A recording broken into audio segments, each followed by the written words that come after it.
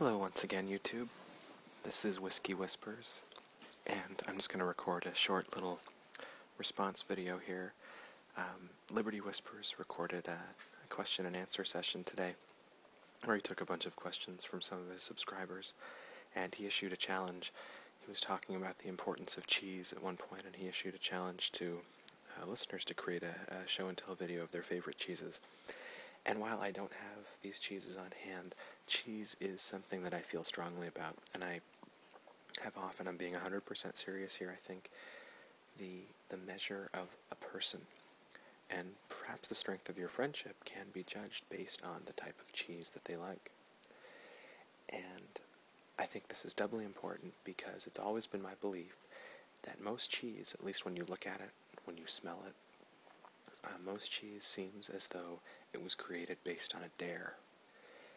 And so the fact that you need to be kind of adventurous to try some of these, and that can say a lot about a potential companion or friend or lover. I can't say that I've ever judged a woman based on her taste in cheese, but I could imagine a circumstance in which that happens. So we'll go through a couple of images here, and I'll talk about some of the cheeses that I like, hate, or feel otherwise strongly about. What you've got up right now is a advertisement for, this was actually to make grilled cheese sandwiches. It was selling bread and cheese slices, and it's quite simply one of the most horrifying ads I've ever seen. I've actually used it in a class that I taught about advertising rhetoric once. And this girl looks like Damien's sister. I mean, she looks like something straight out of the bowels of hell, and yet, for some reason, the demonic glee that she's expressing is supposed to get us excited about buying her cheese. Well, I think not.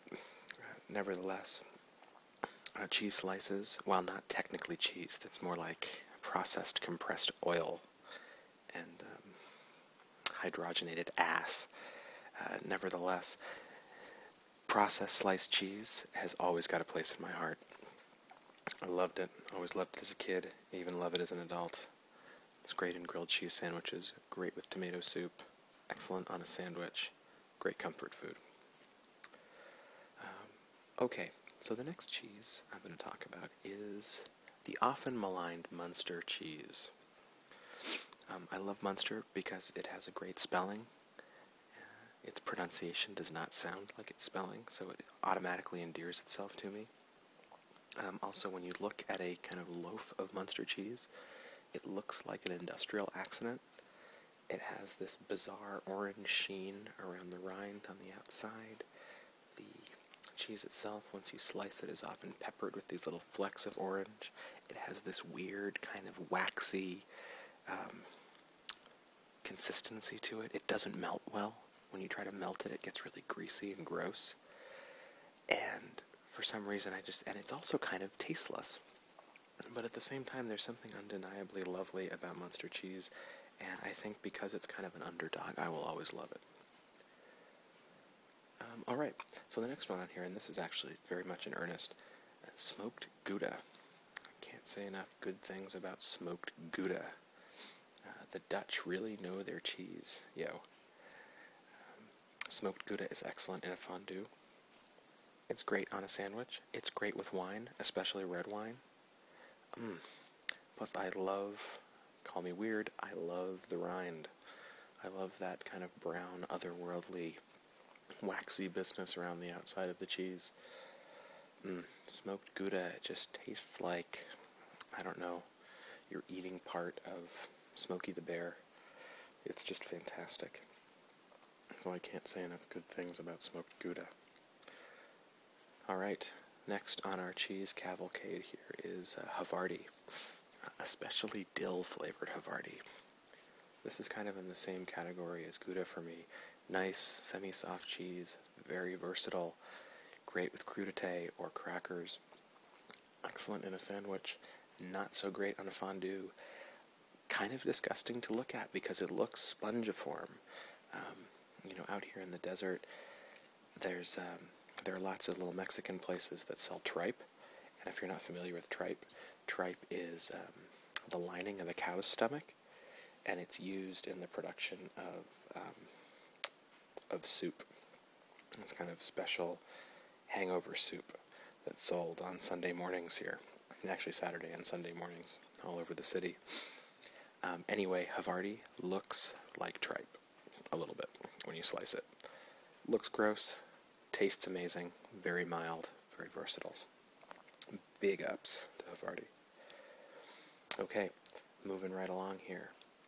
Our penultimate, gorgonzola. Man, just look at that block of gorgonzola.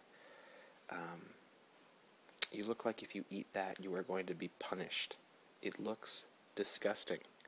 And when you unpackage gorgonzola for the first time, you are hit with this unbelievably pungent smell of rotting cheese. But for some reason, it's fantastic. When I used to eat meat, I loved gorgonzola with a steak.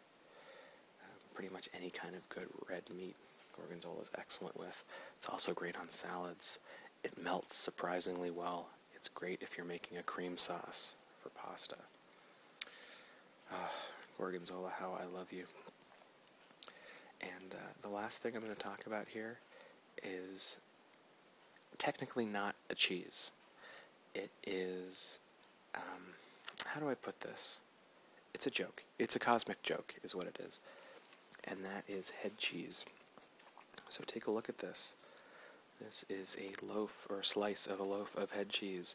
And you got to give it to head cheese because it's really truth in advertising. If you look at this thing, you think to yourself, that looks like a slice of brain matter, kind of all diced up. And that's exactly what it is. You've got, I think it's like pig and calf or something. The head is kind of cut up and it's put in this weird aspic jelly, and it's almost like a jello mold with brain meat in it.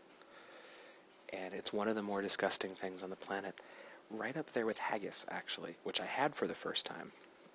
And I think head cheese is actually grosser. I've only had it once. I will never have it again. I ate it on a dare, and I really lost that one. That was just, that was terrible. I was really upset with myself for a number of days after that. But I wanted to include it anyway because it's certainly unique. There's nothing else like head cheese on the planet. You can search high and low. There is simply nothing else like it exists anywhere. So, that has been a little walk through some cheeses that I feel strongly about. Thank you.